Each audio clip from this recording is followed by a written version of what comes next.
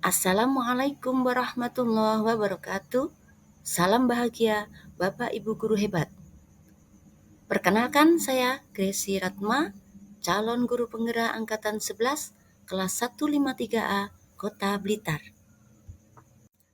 Izinkan saya menyampaikan aksi nyata modul 1.4 penyebaran pemahaman budaya positif di TK Negeri Karangsari, Kota Blitar. Adapun rancangan tindakan aksi nyata sebagai berikut. Latar belakang. Kegiatan ini dilatar belakangi karena kurangnya pemahaman tentang konsep budaya positif di sekolah saya, sehingga dalam penerapannya kurang maksimal. Tidak semua warga sekolah memahami dan menerapkan budaya positif di sekolah. Maka perlu adanya sebuah tindakan aksi nyata dalam pemahaman dan penyebaran konsep-konsep budaya positif di sekolah. Tujuan: pengimbasan tentang konsep budaya positif agar warga sekolah memahami dan menerapkannya dengan maksimal.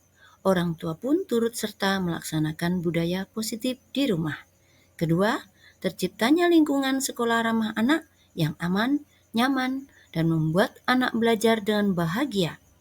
Ketiga, tertanamkan motivasi intrinsik dalam diri anak dengan membuat keyakinan kelas yang mereka sepakati bersama. Tolok ukur terlaksananya budaya positif dengan maksimal dan dilaksanakan bersama oleh seluruh warga sekolah termasuk orang tua di rumah. Terciptanya keyakinan kelas dan keyakinan sekolah yang disepakati bersama. Memahami peran guru sebagai manajer dengan menggunakan segitiga restitusi dalam menyelesaikan masalah anak. Lini masa. Melakukan koordinasi dengan kepala sekolah dan guru kelas kelompok A dan kelompok B. Melaksanakan diseminasi penerapan budaya positif di sekolah. Ketiga, menyusun keyakinan kelas.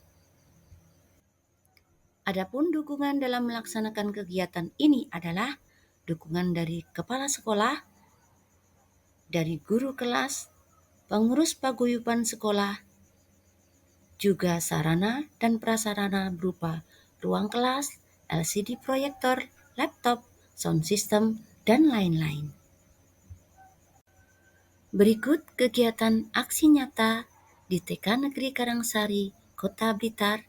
Selamat menyaksikan. Mejanya di mana ya?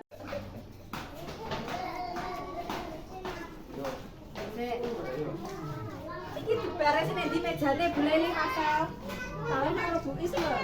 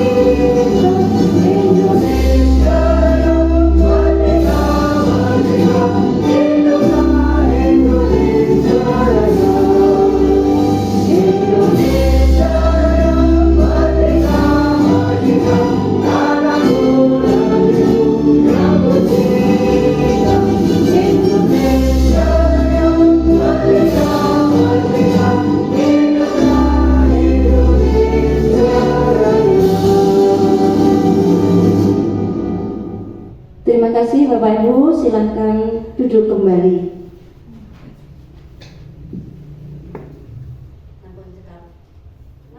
Assalamualaikum warahmatullahi wabarakatuh. Selamat siang, semangat pagi, salam bahagia Bapak Ibu guru hebat. Yang terhormat Ibu Kepala TK N Karangsari Bu Mami Sri Hartiningsih, yang terhormat Ibu Kepala PAUD Bintang Fajar, dan teman-temanku, rekan-rekan guru semua yang berbahagia. Hari ini izinkan saya untuk memaparkan penyebaran pemahaman tentang budaya positif di sekolah kita. Alhamdulillah, puji syukur kehadirat Allah Subhanahu wa taala, hari ini kita bisa berkumpul di sini dalam keadaan sehat tanpa kurang suatu apapun. Sholawat dan salam tetap kita limpahkan kepada junjungan kita Nabi besar Muhammad Sallallahu Alaihi Wasallam, yang selalu kita nantikan syafaatnya di yaumul qiyamah. Amin ya rabbal alamin. Di sini nanti saya bukan menggurui bukannya merasa saya sudah pintar, tidak, tapi kita sharing di sini, kita diskusi nanti saya harap Bapak Ibu tetap semangat sampai akhir.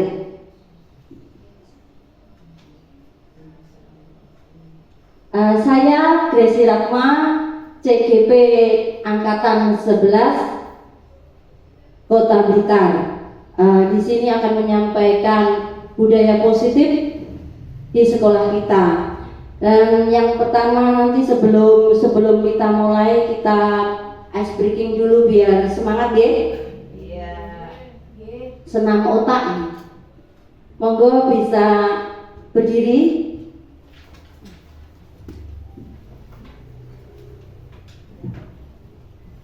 Ini nanti senam otak. Untuk kata Marina kita silang di dada. Kata menari, tangannya diputar. Kemudian di atas kita pegang bahu, dan menara nanti tangannya di atas semua, membentuk menara. Siap Saya beri contoh dulu. Marina menari di atas menara, di atas menara. Marina menari, Marina menari di atas menara, di atas menara. Marina menari. Itu coba nanti lama-lama lebih cepat. Oke, siap? Semangat. Terima kasih Bapak Ibu. Yuk kita mulai. 1, 2, 3. Marina menari di atas menara, di atas menara. Marina menari, Marina menari di atas menara, di atas menara. Marina menari, Marina menari di atas menara, di atas menara. Marina menari, Marina menari di atas menara, di atas menara. Marina menari, Marina menari di atas menara, di atas menara. Marina menari. Terima kasih, tepuk tangan. Masih semangat ya Bu? Semangat. Harus semangat. Next. Nah, ini nanti yang akan kita bahas ada 8 poin, yaitu konsep inti budaya positif. Yang pertama adalah perubahan paradigma belajar, yang kedua disiplin positif, yang ketiga nilai-nilai kebajikan, kemudian kebutuhan dasar manusia, motivasi perilaku, posisi kontrol guru, keyakinan kelas, dan yang terakhir segitiga restitusi. Nah, ini kita akan membahas perubahan paradigma belajar.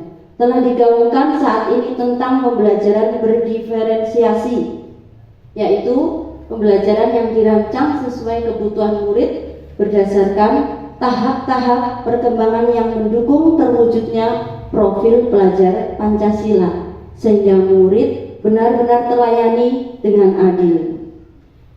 Saya ingin tahu adil di sini yang bagaimana nih? Ada yang bisa membantu sharing menjawab? Monggo. Adil pada saat pembelajaran yang bagaimana kira-kira? Monggo Bu Laili. Adil sesuai dengan kebutuhan murid tersebut. Maksudnya adil itu adalah disesuaikan dengan kebutuhan murid tersebut. Jadi seorang guru tidak bisa memaksakan apa yang dikehendaki guru.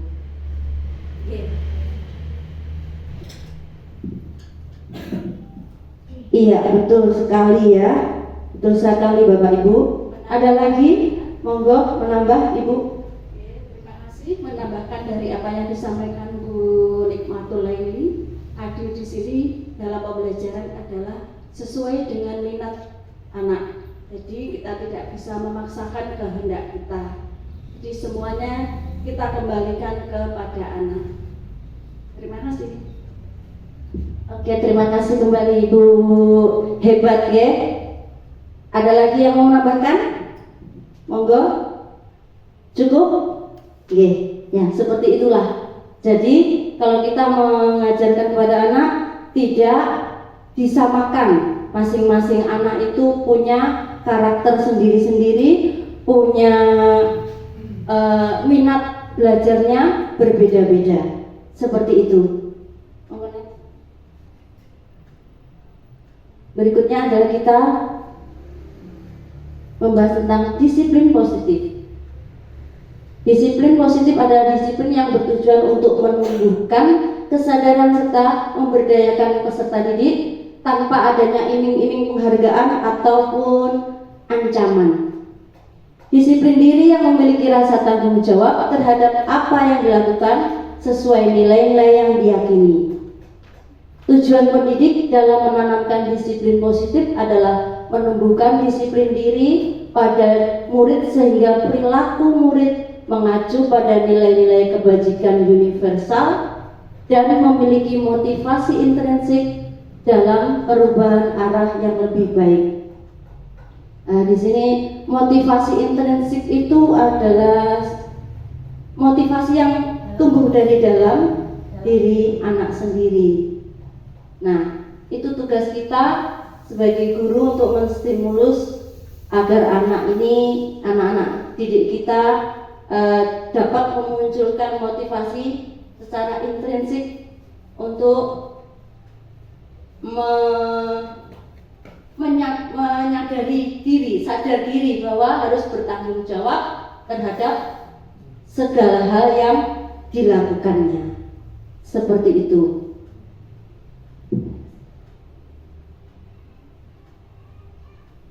Peran dan upaya guru dalam menanamkan disiplin positif. Nah ini, seorang guru yang baik harus menjadi teladan dalam pelaksanaan disiplin.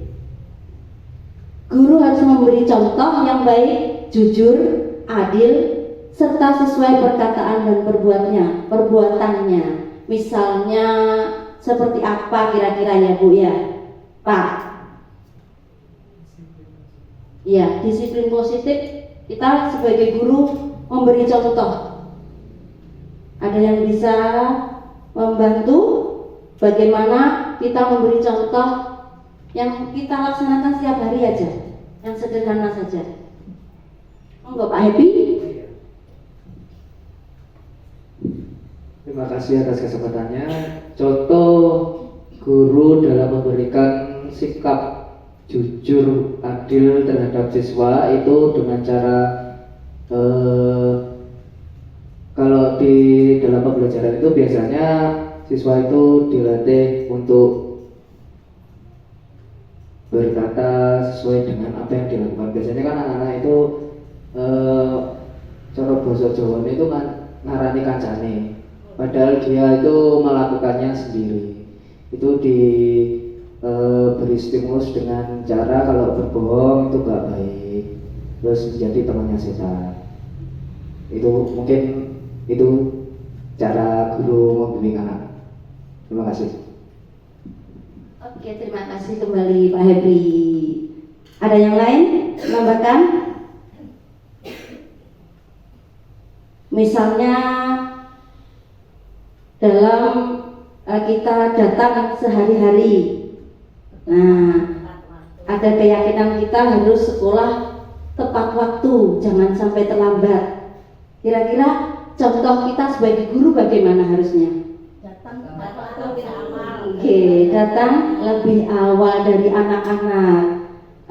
Kalau Bapak Ibu di sini sudah melaksanakan? Sudah. Alhamdulillah. Bapak Ibu guru di sini sudah tertib semua. Sebelum 15 menit anak-anak sebelum datang, Bapak Ibu guru sudah datang. Salah satu upaya guru melatih disiplin siswa bisa dengan stimulus dan respon. Stimulus yang diberikan merupakan dorongan kepada siswa untuk selalu disiplin dalam segala hal dan menjelaskan sisi positif dari sikap disiplin. Merespon sikap disiplin anak dengan reward, bisa dengan reward, tapi di rewardnya itu yang pujian aja secara verbal bisa. Karena kalau hadiah itu nanti ada efek iri. Iya, efek iri bisa, banyak sekali efeknya. Oke, next.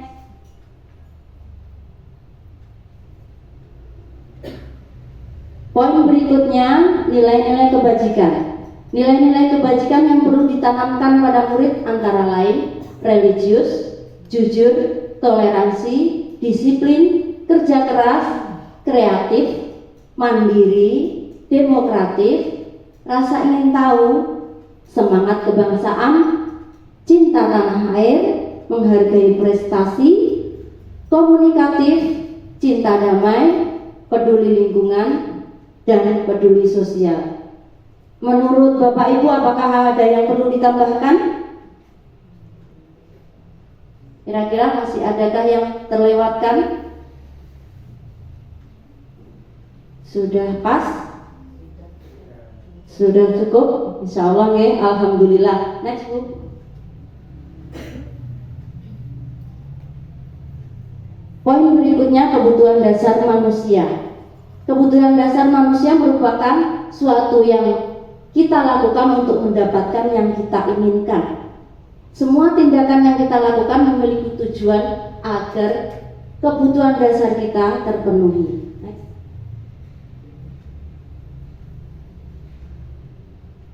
5 kebutuhan dasar manusia. Nih ya Bapak Ibu. Yang pertama, bertahan hidup. Pasti kita butuh apa? Makan, pakaian, tempat tinggal, keamanan dan kesehatan yang pasti. Berikutnya, kasih sayang dan rasa diterima. Rasa diterima, dipedulikan, berbagi, kerjasama, dan menjadi bagian dari kelompok. Kebutuhan ketiga, penguasaan. Itu sebuah harga diri dan keinginan untuk dianggap pemimpin, mampu berprestasi, diakui dan didengar. Kebutuhan selanjutnya, kebebasan. Kita itu membutuhkan kebebasan yang berupa mandiri, memiliki pilihan, mencoba hal yang baru, dan mampu mengendalikan arah dirinya. Kebutuhan yang lain, kelima, kesenangan, bermain, humor, antusias, dan tertawa. Biasanya kita melihat anak-anak ya Bu ya, mereka itu keinginannya selalu bermain dan bermain. Nah, itulah kita sebagai guru harus memperhatikan 5 kebutuhan ini pada diri anak. Semua kita sama pasti memiliki kebutuhan 5 ini. Next. motivasi perilaku manusia. Nah, ini ada motivasi perilaku manusia. Kenapa manusia itu mematuhi aturan, mematuhi keyakinan? Ada jenis 3 ini motivasinya. Yang pertama, untuk menghindari ketidaknyamanan atau hukuman. Yang kedua, untuk mendapatkan imbalan atau penghargaan. Dan yang ketiga, untuk menjadi orang yang mereka inginkan dan menghargai diri sendiri dengan nilai-nilai yang mereka percaya. Nah, kalau seorang murid atau kita sendiri masih motivasinya berupa nomor 1 dan 2 untuk menghindari hukuman dan untuk mendapatkan imbalan, itu berarti motivasi yang ada pada diri kita masih berupa motivasi eksternal. Nah, yang ketiga ini adalah motivasi internal yang tumbuh dari dalam diri kita sendiri. Next. Nih, jika kita menemui motivasi eksternal pada anak, upaya kita antara lain salah satunya hindari hukuman dan pemberian hadiah atau penghargaan yang berlebihan agar meminimalisir motivasi eksternal dalam diri murid. Mohon maaf, ilate iya ilate Jowo, nggak apa-apa nggih. Biar fresh, biar kita ketawa bareng, oke? Nah, ini motivasi internalnya agar murid menjadi orang yang mereka inginkan dan menghargai diri sendiri dengan nilai-nilai yang mereka percaya. Next. Di sini ada perbedaan antara hukuman, konsekuensi, dan restitusi, Bapak Ibu ya. Sebagai tambahan ini, kalau hukuman, menurut panjenengan kira-kira selain itu kata lain selain tidak terencana, tiba-tiba bersifat satu arah, mungkin ada tambahan yang berupa hukuman. Hukuman itu apa maksudnya?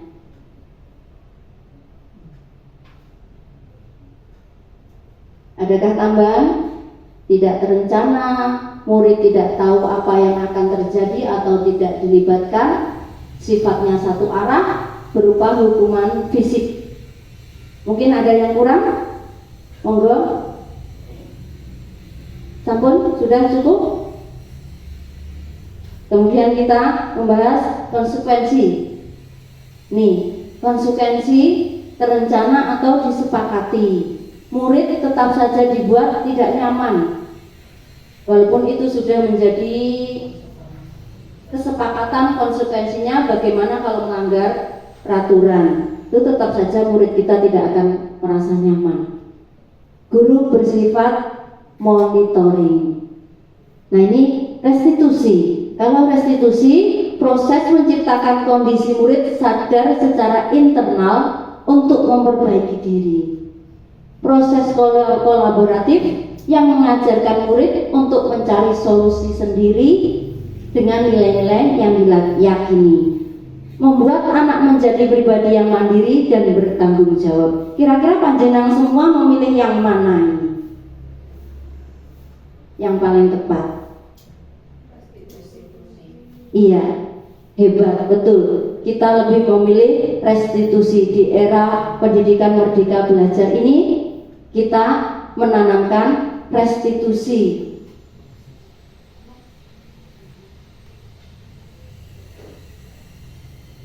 Poin berikutnya, posisi kontrol seorang guru. Di sini ada 5 posisi kontrol. Yang pertama, penghukum. Biasanya berupa hukuman fisik atau verbal, pakai ucapan ataupun tindakan. Yang kedua, sebagai teman. Kata-kata guru itu bisa lembut, tetapi tetap membuat anak tidak nyaman. Itu sebagai teman. Yang ketiga, membuat merasa bersalah. Biasanya kata-katanya guru itu lebih lembut, tetapi membuat murid tidak nyaman juga. Contohnya seperti ini. Kamu gak kasihan ya sama Bu Ratna? Kamu gak kasihan ya kalau berbuat seperti itu sama Bu Ratna? Itu termasuk pembuat merasa bersalah. Ya. Yang berikutnya adalah pemantau. Pemantau berarti mengawasi. Mengawasi, posisi pengawas itu harus bertanggung jawab pada murid yang kita awasi berdasarkan pada peraturan dan konsekuensi. Yang terakhir adalah posisi manajer. Manajer itu posisi di mana guru berbuat sesuatu bersama murid, mempersilahkan murid untuk bertanggung jawab terhadap apa yang dilakukan serta mendukung murid menemukan solusinya. Kira-kira kita sebagai guru, peran apa yang paling tepat? Kenapa Bu? Sebagai manajer. Alasannya? Alasannya karena kita harus melibatkan anak ya untuk belajar bertanggung jawab terhadap apa yang telah dilakukan, dan kita juga mendukung apa yang sudah anak-anak lakukan dengan keberhasilannya. Mungkin itu Bu yang bisa saya sampaikan. Terima kasih Bu Mami. Nggih, ya betul sekali. Kita seharusnya sebagai guru, sebagai manajer untuk setiap masalah yang dihadapi murid. Kita bicara bersama murid, menemukan solusi bersama, memberikan peluang dia untuk berpikir bagaimana cara dia menyelesaikan masalahnya. Seperti itu yang harus kita lakukan sebagai guru. Contoh penerapan 5 posisi kontrol. Ini contoh Kenzi yang selalu usil terhadap temannya, mengganggu teman. Ini contoh-contoh kalimat. Kalau sebagai penghukum, ini kata-katanya. Kamu selalu saja membuat temanmu marah, dasar usil. Tuh. Yang berikutnya, pembuat merasa bersalah. Kata-katanya, Kenzi, apakah kamu tidak kasihan sama ibu nak? Tuh, kalau sebagai teman, ya sudah, nanti Bu Guru bantu bilang minta maaf sama temanmu ya. Itu contoh kita sebagai teman. Kalau pemantau, janjinya apa ayo tadi, apa yang kamu lakukan. Itu kalau guru sebagai pemantau. Nah, ini kalau kita sebagai manajer. Nah, Kenzi, apa rencana kamu untuk memperbaiki semua ini? Coba kamu lihat temanmu, tuh dia sudah menangis karena kamu usil. Coba bagaimana, apa yang akan kamu lakukan? Seperti itu kalau kita sebagai guru. Enggak langsung, woi Kenzi, kok kakak nih koncomu? Nah, seperti itu biasanya tidak ada penyelesaian nanti. Betul-betulan. Itu loh Bu, ya kan? Dia ngomongin. Iya. Nih.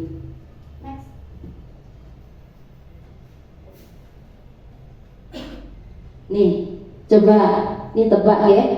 Posisi kontrol apakah aku? Masih ingat tadi? Kata-katanya ibu kecewa dengan kamu nak. Apa Pak Ebi? Merasa bersalah. Oh iya. Iya. Pembuat merasa bersalah. Iya. Katanya halus, kata-katanya halus, tapi membuat anak itu jadi merasa salah. Lu masih jadi sedih gitu, ada sedihnya. Oke? Kalau ini Posisi kontrol apakah aku? Awas ya, kalau besok kamu ulangi lagi. Ancaman hukuman. Terima kasih buat hukuman atau penghukum yang berupa verbal, berupa kata-kata. Bahaya loh, bahaya sekali kita itu kata-katanya harus dijaga. Karena anak-anak itu sensitif ya. Kalau kita maksud kita baik mengingatkan dia, tetapi arahnya kalau sampai salah bisa diingat anak sampai dewasa nanti. Karena kita di TK ini sebagai pembimbing di posisi fondasi.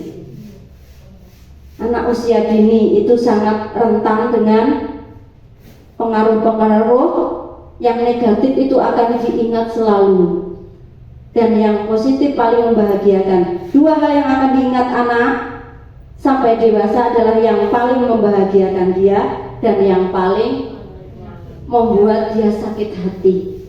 Hati-hati hati-hati, kita harus hati-hati. Next.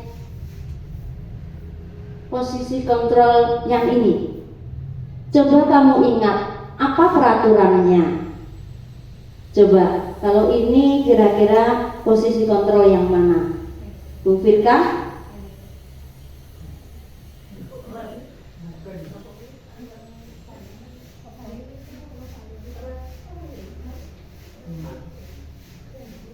Monggo bisa dibuka lagi tadi.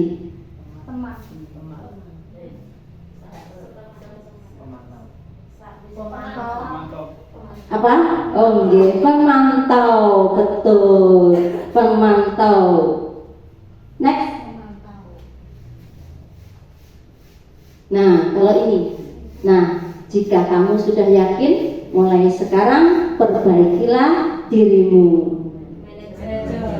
Iya betul, hebat sekali Bapak Ibu. Tepuk tangan. Terima kasih. Nggih. Nah, ini sebagai manajer yang harus selalu kita tanamkan dalam diri kita untuk mengatasi masalah pelanggaran anak yang terutama. Ya, kita sering menemui ya di TK ini kejadiannya tidak diduga, yang sering tidak diduga. Ya, tiba-tiba saja anak mukul, tiba-tiba saja rebutan mainan. Nah, ini kita yang harus mengontrol posisi kita harus berada di mana. Jangan langsung, kita tidak boleh langsung menegur anak dengan kata-kata yang kasar, menjustis anak bersalah. Kita tanyakan dulu, apa masalahnya, kenapa kok seperti itu, kenapa kok begini, kenapa begitu, harusnya bagaimana. Biar anak berpikir apa yang dia lakukan sudah baik, benar, atau salah. Ya, begitu. Next. Sekarang kita membahas poin yang berikutnya, keyakinan kelas. Saya mau tahu dulu, kenapa kok keyakinan kelas kok bukan peraturan kelas? Ada yang tahu, Bapak Ibu? Bu Firka? Terima kasih untuk kesempatan yang diberikan. Kalau menurut saya, peraturan kelas itu lebih dari guru ke murid. Jadi dari guru berpihak sendiri selalu disampaikan ke murid tanpa mengetahui ini nanti cocok apa enggak ke muridnya. Kalau keyakinan kelas itu lebih ke kesepakatan kelas, kita bersepakat dengan anak, nanti kalau seperti ini konsekuensinya apa, seperti ini nanti kita bagaimana. Jadi kita rembukan dulu sama anak-anak. Jadi nanti misalkan ada yang melanggar dari keyakinan kelas itu, kita ingatkan lagi bahwa ini adalah kesepakatan bersama. Seperti itu. Iya, terima kasih Bu Firka. Aplausnya dong.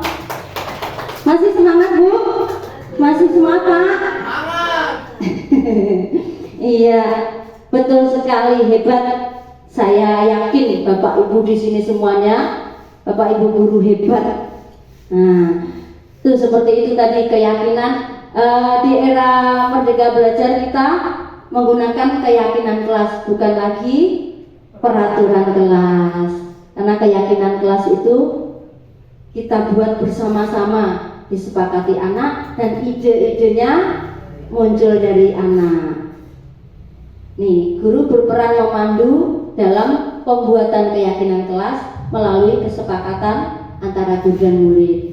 Keyakinan kelas atau sekolah berupa pernyataan universal yang mudah diingat, dipahami, dan harus diterapkan di sekolah.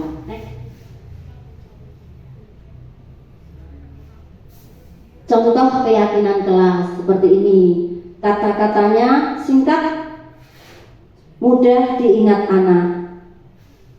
Datang tepat waktu, hormati guru dan teman, budayakan 3S, salam, sapa, senyum, minta izin saat keluar kelas, saling menyayangi, tidak berkata kotor, belajar dengan gembira, biasakan mengucap kata tolong, terima kasih, maaf, dan permisi. Abaikan fotonya ya Bapak Ibu ya. Nah, intermezzo sedikit biar gak ngantuk. Masih ngantuk? Masih semangat? Tak kira masih ngantuk. Monggo next. Nah, sekarang kita membahas segitiga restitusi dalam pembahasan yang terakhir kita. Ini ada segitiga restitusi adalah proses yang membantu murid memperbaiki kesalahannya, yang bertujuan agar anak menjadi pribadi yang mandiri dan bertanggung jawab. Next.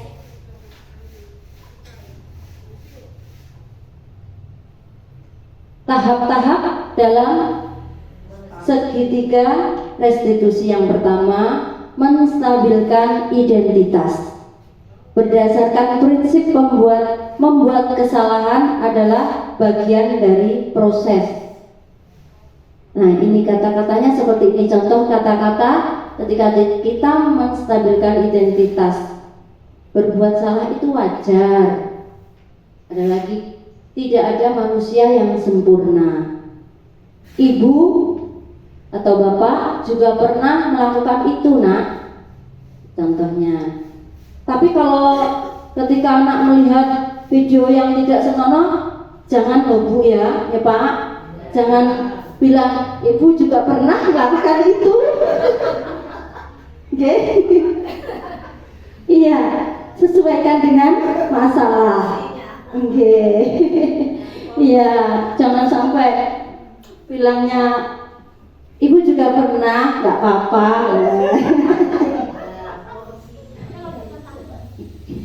Ya, yang contoh berikutnya, ibu tidak mau mencari siapa yang salah, tetapi ibu ingin mencari solusi dari masalah ini. Kamu berhak merasa begitu. Tuh, next.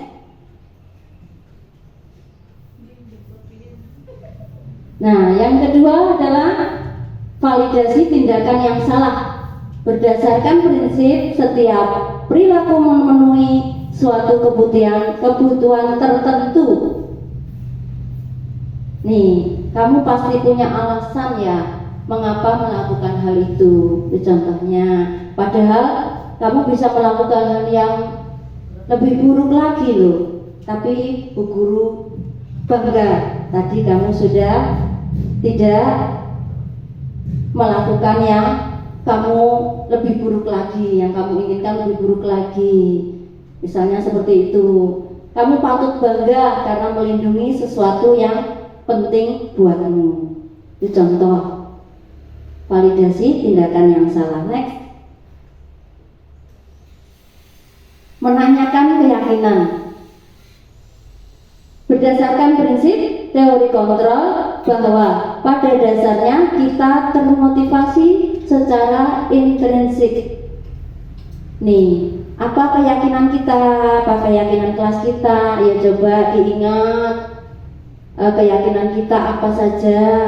Apakah tadi anak-anak, kamu tadi sudah melakukan yang benar? Contohnya seperti itu. Nilai-nilai apa yang telah disepakati bersama? Ya coba diingat. Contohnya, seperti apa gambaran kelas ideal menurut kamu? Kamu ingin menjadi orang seperti apa? Itu contoh kalimatnya. Next. Halo Bapak Ibu. Halo. Boten ngantuk nggih? Boten. Ini contoh.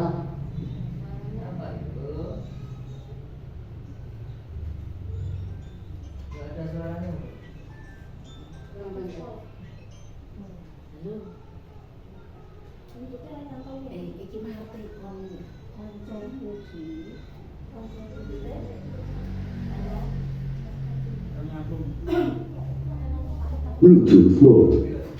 Waiting for connection. Bluetooth connected.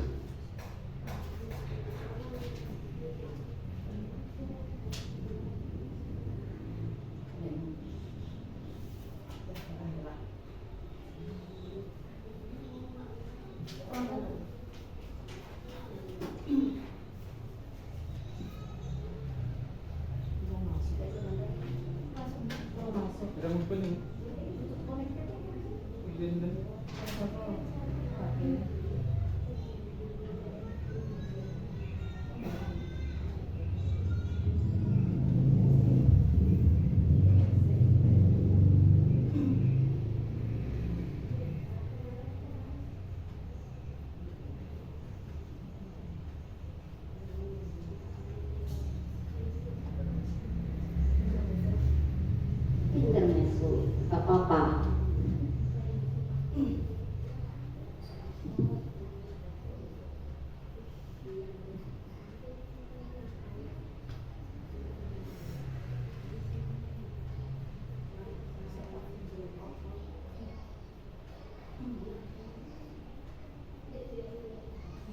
Sabar ya, ada sedikit kendala.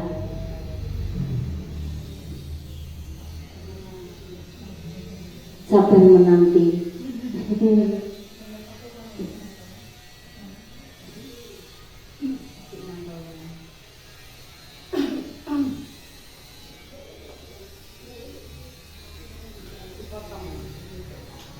Waiting for connection. Bluetooth connected.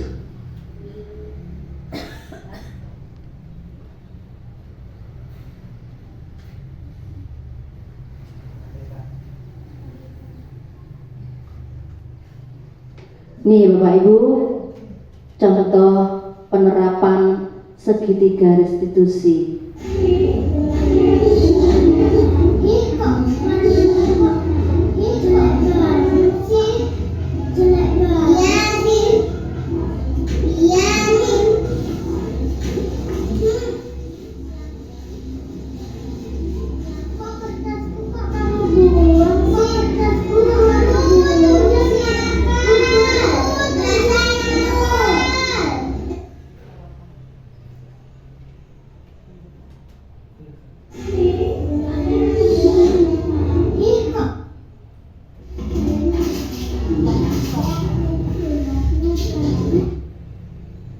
Itu tadi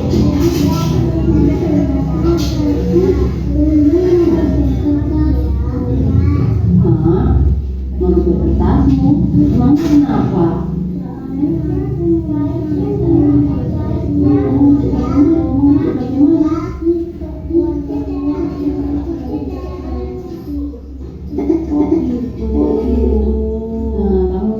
Kamu wajah jelek.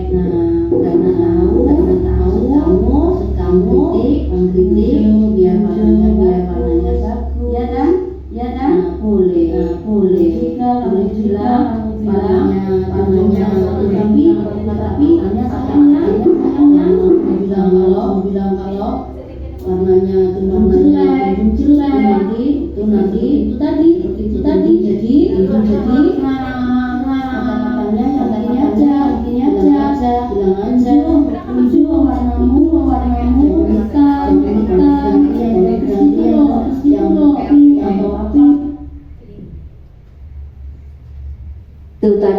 kasusnya Kanaya dan Tunjung.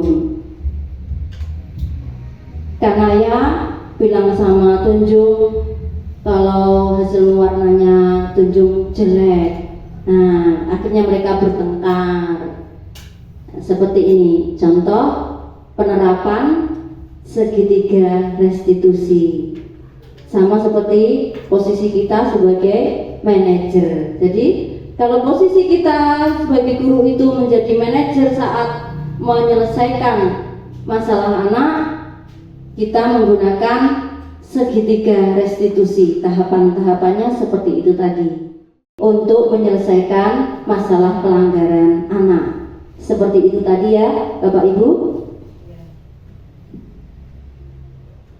Nah, sekarang saya ingin perwakilan dari Bapak atau Ibu 2 atau 3 monggo untuk refleksi hari ini.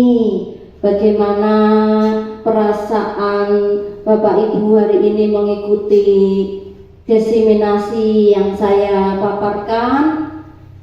Terus apa hal baru yang panjenengan dapatkan hari ini yang sangat berkesan? Monggo, siapa yang mau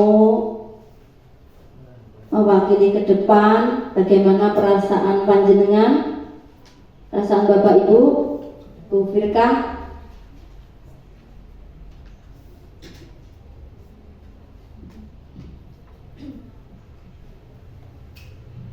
Terima kasih Bu Ratna atas pemaparan yang disampaikan. Hal baru yang mengena buat saya ini di segitiga restitusi. Karena memang kelihatannya sepele deh, simple, tapi dalam penerapannya itu kalau kita nggak hati-hati jatuhnya kita keblocok. Seperti memberikan hukuman, terus mengancam. Kadang kita kan nggak sengaja, kadang kalau sudah berurusan sama anak-anak itu ada khilafnya juga, tapi kita coba kita jaga jangan sampai itu terucap dari kita dalam membersamai anak-anak. Semoga saya pribadi bisa menerapkan segitiga restitusi itu di kelas dengan baik, dengan contoh-contoh yang sudah Jenengan paparkan itu mudah. Semoga prakteknya juga bisa mudah. Terima kasih Bu Ratna. Perasaan saya hari ini senang, bahagia bisa berkumpul sharing dengan teman-teman di sini dalam keadaan yang bahagia, fresh juga. Semoga kita lebih sering bisa mengadakan sharing-sharing seperti ini. Terima kasih Bu Ratna. Terima kasih kembali, hebat. Kita kasih aplaus untuk Bu Firka. Hebat sekali hari ini Bapak Ibu semuanya hebat. Satu lagi dari Bapak, Pak Happy, monggo Bapak. Enggak loh Pak.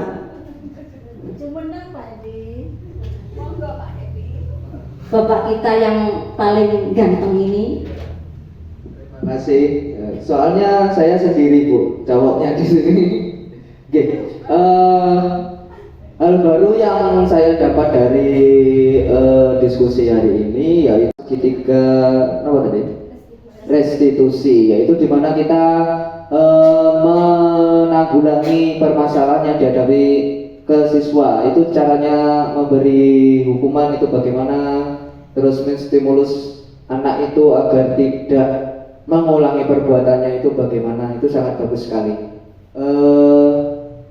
Dan bagaimana cara kita memberikan disiplin positif terhadap anak-anak yang suka menjahili temannya, itu juga sangat bagus sekali.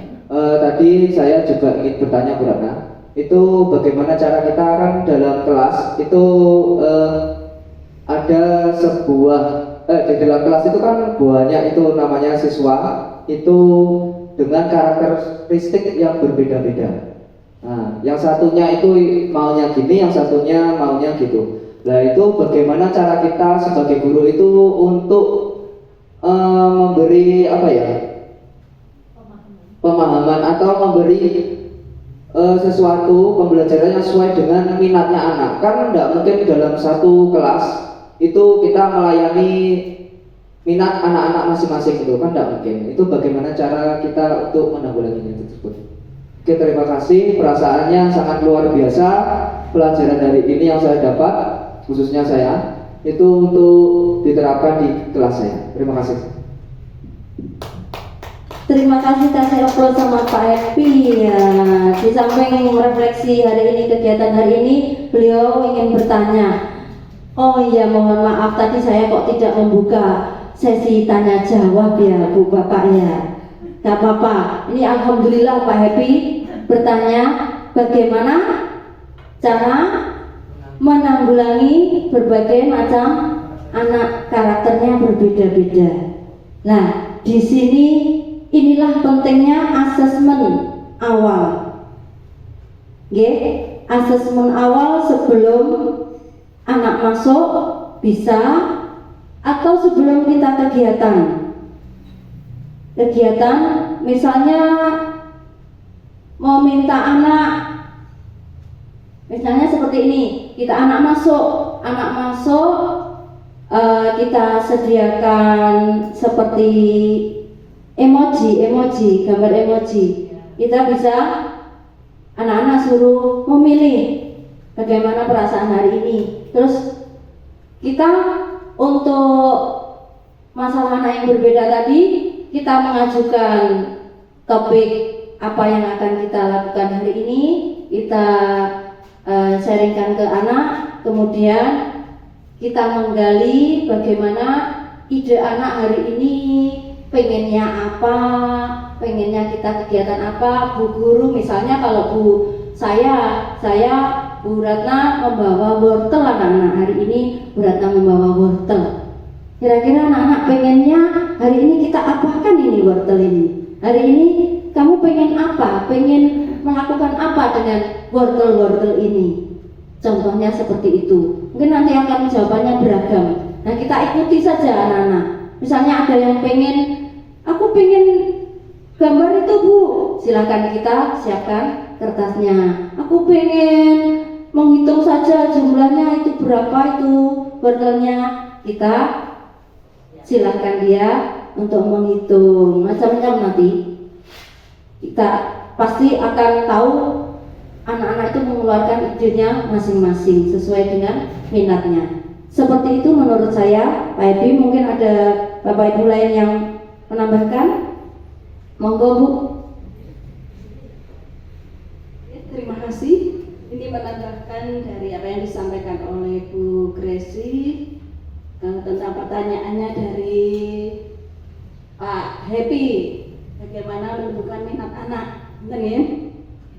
Misalnya begini, di akhir kegiatan ini biasanya kalau saya nih, biasanya melaksanakan untuk di akhir di kegiatan penutup itu sebelum anak-anak pulang, kegiatan esok hari itu kita sampaikan. Kegiatan esok hari kita ini loh. Tentunya anak-anak di dalam pemikiran anak-anak ini sudah ada gambaran ya. Oh, besok saya minat saya di sini.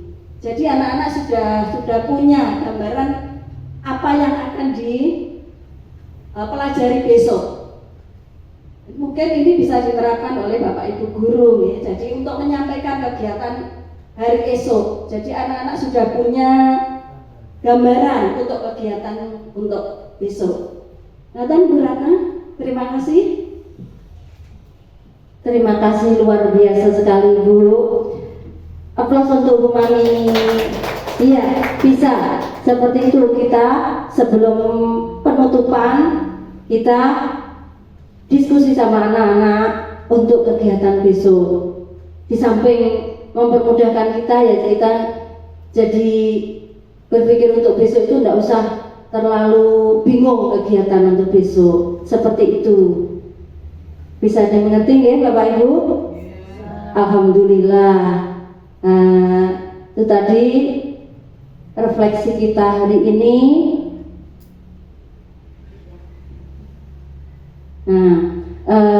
Saya ucapkan banyak sekali terima kasih kepada Bapak Ibu yang hari ini sudah berkenan hadir di acara saya, yaitu kegiatan diseminasi budaya positif, yaitu pemahaman tentang budaya positif di sekolah kita.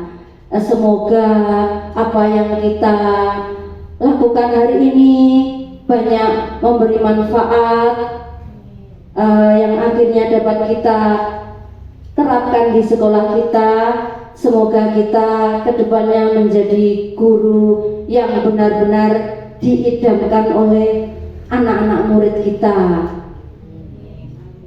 Ada lebihnya adalah semata dari Allah Subhanahu wa Ta'ala.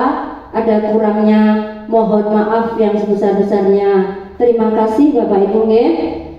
Wassalamualaikum warahmatullahi wabarakatuh.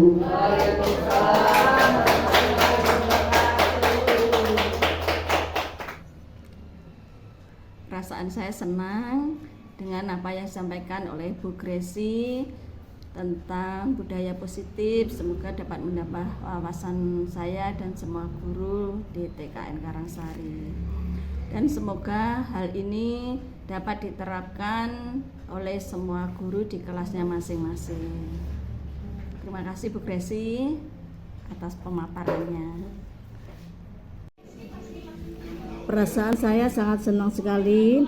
Pemaparan dari Bu Gresi sangat jelas sehingga kami dan teman-teman memahami tentang konsep-konsep budaya disiplin di sekolah kami. Terima kasih.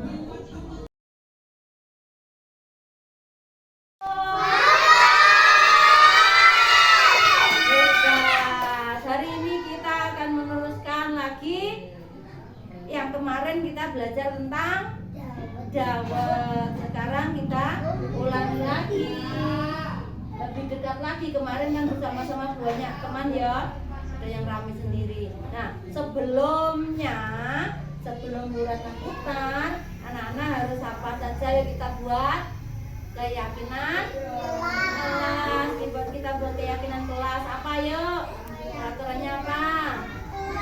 Ayo, peraturannya apa? Bagaimana? Nah, tidak boleh rame sendiri kata Mbak kayak Maya. Apalagi tidak jalan-jalan, tidak boleh. Tidak ngomong sendiri, tidak anteng. Iya, tidak sambil bermain. Fokus ke apa ini? Fokus ke gambar. Oke? Siap? Apa saja tadi? Tidak bermain sendiri. Apa lagi? Jadi fokus melihat video. Terus apa tadi? Tidak lari-larian berarti duduk manis menyimak video. Apa lagi? Tidak ngomong sendiri berarti diam. Mendengarkan, melihat. Oke? Siap? Pinter ya, kita mulai. Mbak. Bagaimana Andra hari ini? Iya, Andra senang. Mas Kenzi? Halo, saya senang sekali. Iya, senang kenapa ini ya? Mas Javan. Senang? Oke. Mas Sehat? Senang sekali. Mas Sandra? Aku juga senang. Ya, juga senang. Oke, Mas Java? Aku juga senang. Pintar anak-anak hebat.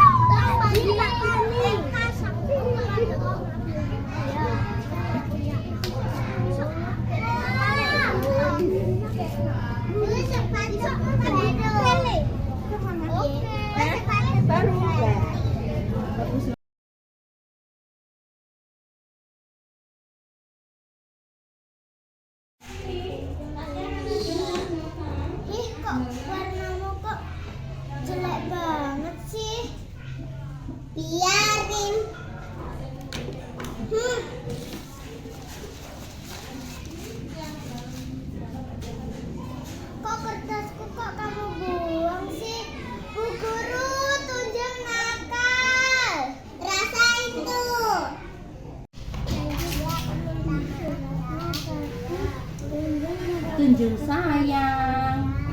Nah, merubah kertasmu. Emangnya kenapa? Katanya Kanaya, kertasnya kamu sobek. Benar nggak, Cek? Bagaimana? Kenapa sayang? Oh gitu. Kamu cek tunjuk Terus warnanya kamu jelek. marah. Nah, Ratna tahu Itu boleh ya. Mengikuti Boleh wajar biar warnanya tapi bagus. ya kan sampai merusak. Teman Kamu bilang sudah merusak. warnanya Tunjung kurang bagus, tapi Kertasnya, kata-katanya sayang ya. Terus Jangan langsung bilang kira-kira kalau kertasnya Tunjung yang jelek bagaimana? itu nanti seperti Nggak tadi mau kan? Tunjung jadi Ya kan? marah. Sudah sedih. Kata-katanya Sudah yang gini sedih. aja, Kertasnya bilang yang aja, sobek. Tunjung itu Nah, loh besok warnamu, lagi jangan kalau hitam, marah ganti harus yang bagus gitu loh, jaga yang tangannya atau juga. apa gitu. Ya, Biar Ibu bagus. bilang sama Bu Ratna nanti saja. Tunjungnya nggak akan marah. Oke, lapor sama ya Bu kan? Ratna. Nah, Bu coba nanti Bu Ratna kalau yang akan Kanaya yang mengingatkan dibilang Kanaya. Kanaya Iya, itu sayang, ya. gambarnya Terus jelek. sekarang Bagaimana? Kanaya sedang sedih itu bagaimana Nggak kamu? mau. Kan? Nggak Biar mau. ya kan si Kanaya nggak sedih Ya, lagi. besok lagi kalau mengingatkan Ajak Tunjung, main. Apalagi jangan coba langsung bilang main, jelek. ajak main. Iya sayang ya. Minta maaf. Dan, Apa minta maaf? tadi Sekarang. si Tunjung sudah marah. Bagaimana cara kamu Dia? biar Tunjung nggak marah lagi? Pinter. Tunjung anak hebat. Tas dulu sayang. Habis ini minta maaf ya. Oke?